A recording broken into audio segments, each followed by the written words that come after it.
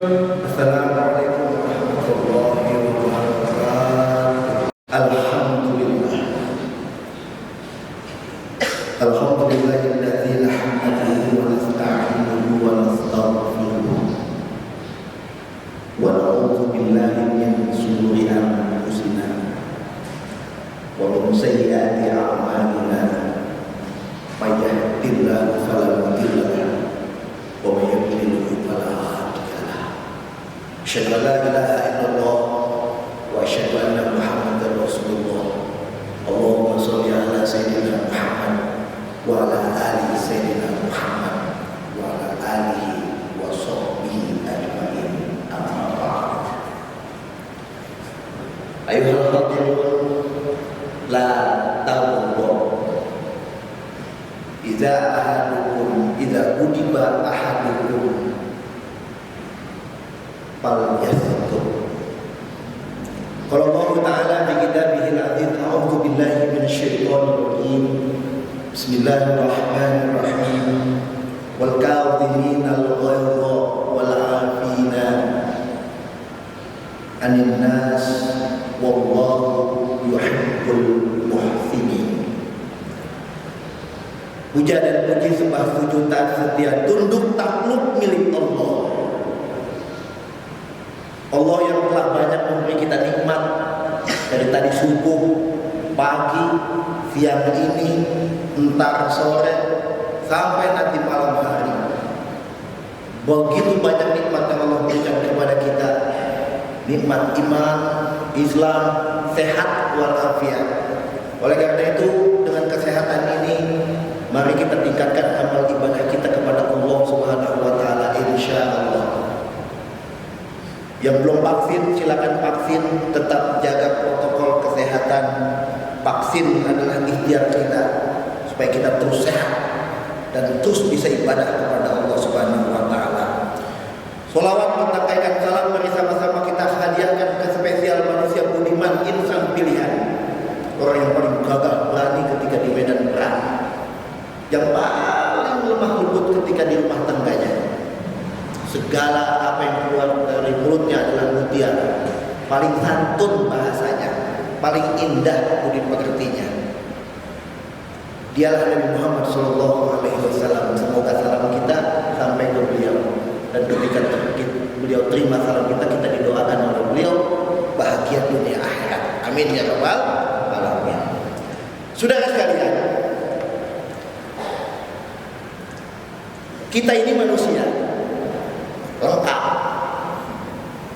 Allah berfirman tentang kita, laqad khalaqnal insana fi ahsani taqwim. Sempurna kita itu. 2 tangan, 2 kuping, 1 hidung, 2 lubang, mata, kaki, dibekali dengan akal pikiran yang sehat, disempurnakan lagi dengan ruh. Maka jadilah kita manusia yang sempurna. Bukan cuma itu, kita ini diberi emosi oleh Allah Subhanahu wa Ta'ala.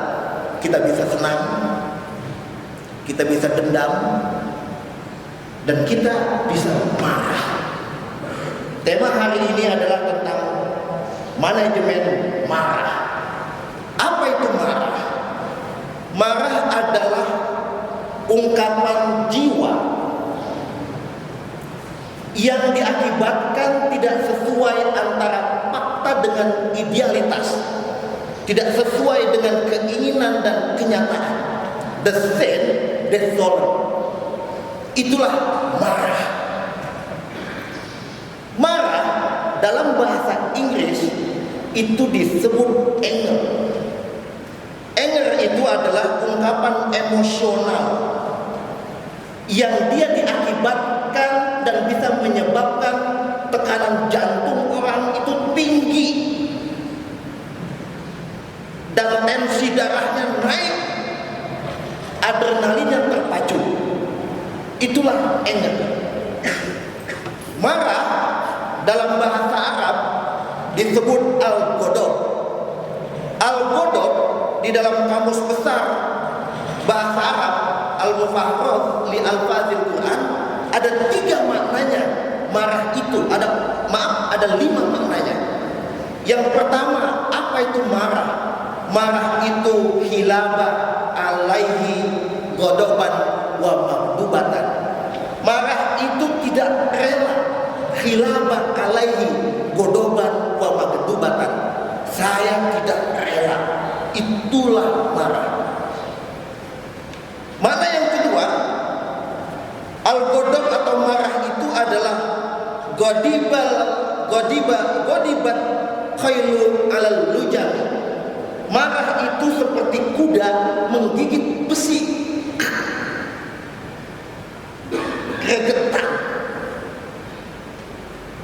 Godibatil khailu alal lujam.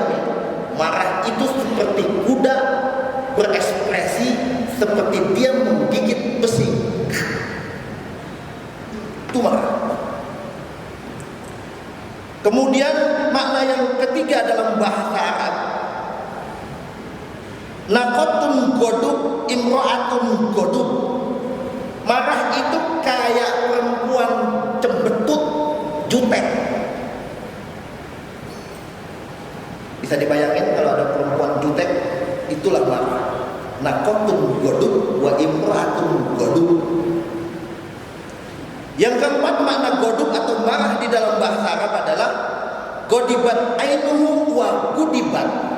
Orang marah itu pasti melotot, maka dia disebut bengkak di sekitar matanya. Macam-macam. Ada yang matanya merah. Itulah marah dalam bahasa Arab. Dan yang terakhir, yang keempat adalah hadza godobi. Marah itu adalah kita merasa pundung.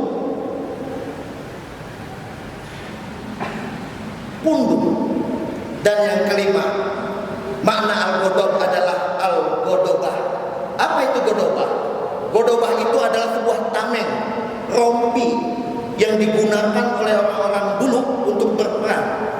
Dia terbuat dari kulit yang sangat keras. Godobah, jangankan dipanah, ditombak pun dia tidak nembus. Itu namanya godobah.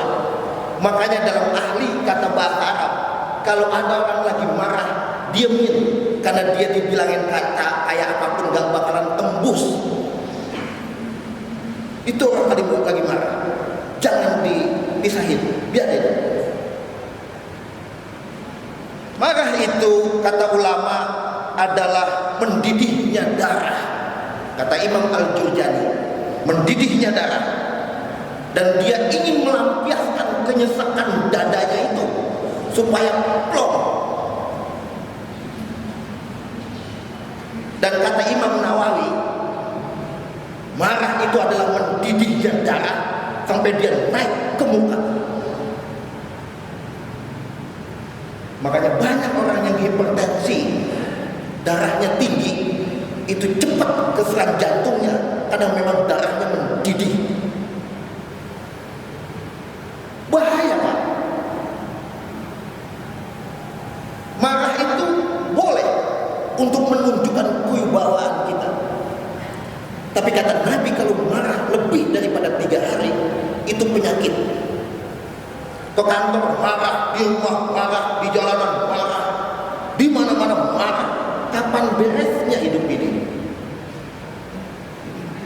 Jadi kata Nabi, kalau lebih daripada 3 hari, penyakit.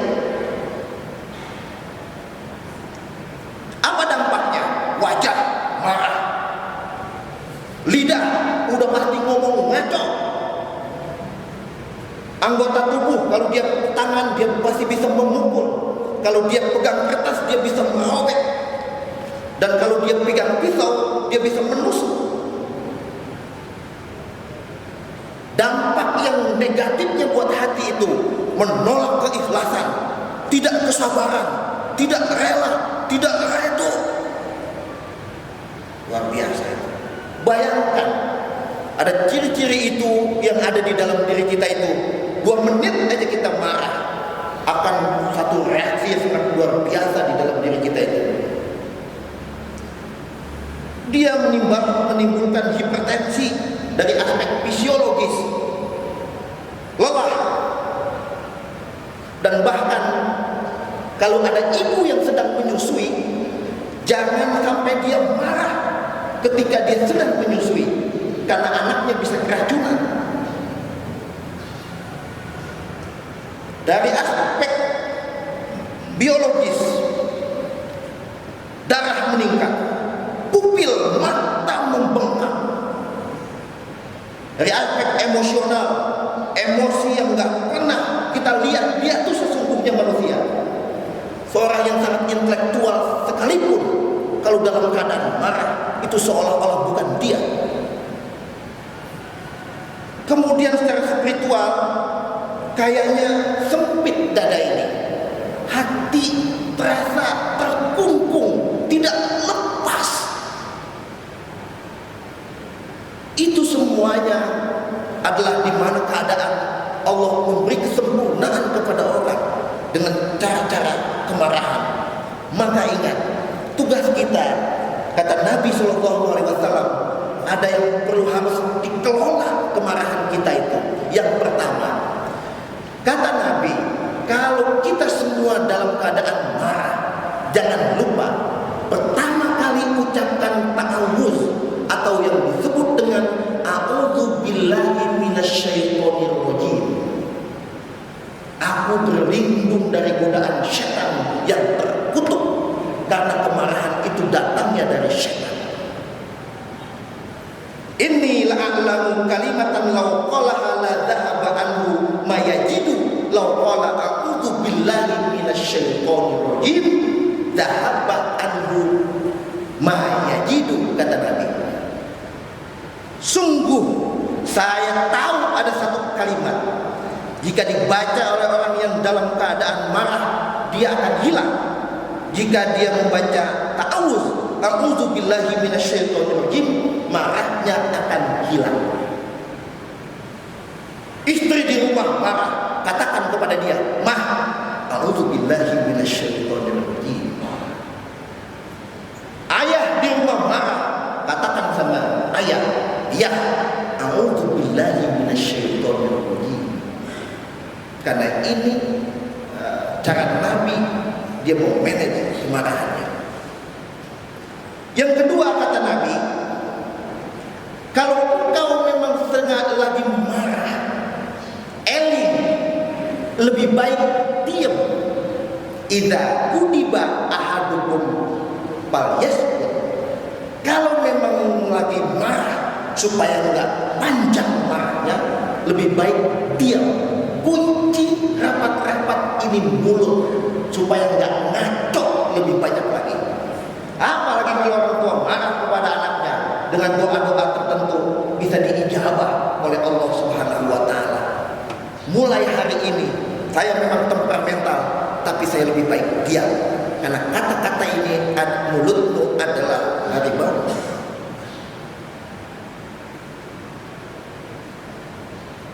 Saudara sekalian, yang ketiga, tip dari Nabi SAW untuk mengelola kemarahan kita ini,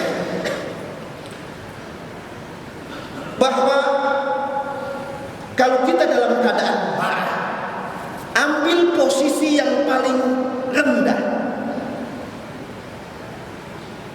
Idza ghadiba ahadukum wa huwa qa'imun falyajlis, fa inna dhahaba anhul ghadab wa illa falyadji. Kalau kita marah dalam keadaan berdiri, duduk. Kalau duduk masih mendidih juga, berbaring, muntoji. Dan kalau berbaring masih jengkel, wudhu. Ada satu sahabat riwayat namanya Abu Zar. Abu Zar lagi ambil air di sumur, kemudian dia membungkuk ngambil air di sumur dengan timba. Di belakang ada dua sahabatnya. Kata dua sahabat begini, yuk kita uji coba. Siapa yang bisa bikin Abu Zar marah, nanti saya traktir. Abu Zar membungkuk, dia ambil itu air. Pas dia bangun, dijitak oleh sahabatnya itu. Abu Zar kaget, dia toleh ke belakang sampai akhirnya dia duduk. Dan ketika dia duduk, dia berbaring. Temannya yang satu ngomong, loh saya heran, kenapa Abu Dzar dijitak kok enggak marah, malah dia duduk dan kemudian dia berbaring. Dia bertanya kepada Abu Dzar, mengapa engkau ketika dijitak duduk dan berbaring? Apa dia bilang? Saya sedang mengendalikan amarah saya. Makanya kata Syekh Imam Al-Ghazali, dia katakan, kalau orang marah dalam keadaan duduk, dia cenderung tidak mau memukul. Dan kalau dia berbaring, jangankan bangun, memukul pun dia tidak bisa. Penting ini Pak, menjaga emosi itu penting. Kalau bulan hidup bulan sabar aja Bapak, kita udah ngomel dulu. Di rumah ngomel sama anak, sama istri. Di jalanan disalip mobil, motor banyak banget. Kalau nggak sabar-sabar aja udah ngomel dulu. Keadaan hidup, tekanan ekonomi luar biasa. Itulah yang tip yang ketiga dari Nabi. Tip yang keempat adalah orang yang bisa nahan sabar itu, dia akan masuk surga, dan dia di surga itu bisa memilih bidadari apa yang dia mau. Man hadama ghaizan fa huwa qadirun ala ayun fatahu ta'ahu Allah subhanahu wa ta'ala ala ru'usil khalaiqi yaumal qiyamati hatta yuhayyin min huril aini masya'a. Siapa yang berusaha nahan amarahnya padahal dia bisa, mampu, maka dia akan Allah panggil di hadapan seluruh makhluk pada hari kiamat, sampai Allah menyuruhnya dia memilih bidadari yang dia kehendaki. Dia dipanggil oleh Allah, wahai hambaku, kesini, ada apa ya Allah? Kamu pilih mana yang kamu suka. Luar biasa. Teroris itu nggak usah membunuh, tahan marah aja udah dapat bidadari dia. Nggak usah membunuh sesama anak bangsa, dia tahan aja marah. Saudara sekalian, ada Khalifah Umar, dia pidato di depan rakyatnya. Saudara-saudara, inilah kesuksesan. Ada satu orang yang instruksi kepada Umar, wahai Umar, kamu ngomong banyak-banyak, saya ini belum digaji. Mana konsep kesejahteraan kamu? Kami belum digaji, anak istri kami belum kami nafkahi. Umar marah luar biasa. Kemudian dia turun dari mimbar, dia pulang, dia wudhu, dia mandi, dan dia balik lagi. Setelah dia wudhu dan mandi, dan dia balik lagi ke podium, dia perintahkan kepada pemegang kas keuangan untuk menggaji semuanya. Umar bisa saja marah di depan umum karena dia pejabat, tapi dia lebih memilih pulang untuk berwudu dan mandi. Alangkah indahnya kalau pejabat-pejabat itu yang lagi marah di depan publik, dia pulang, dia wudu, dia mandi. Tidak akan ada kedamaian di hidup ini. Karena kata Ibnu Umar, yang gampang marah itu yang punya jabatan, yang gampang marah itu yang duitnya banyak, yang marah itu pimpinan, merasa ada di atas, jadi gampang marah. Padahal dia dengan jabatannya, dengan hartanya, dia bisa mendapatkan pahala dari Allah Subhanahu wa taala dengan menahan marah.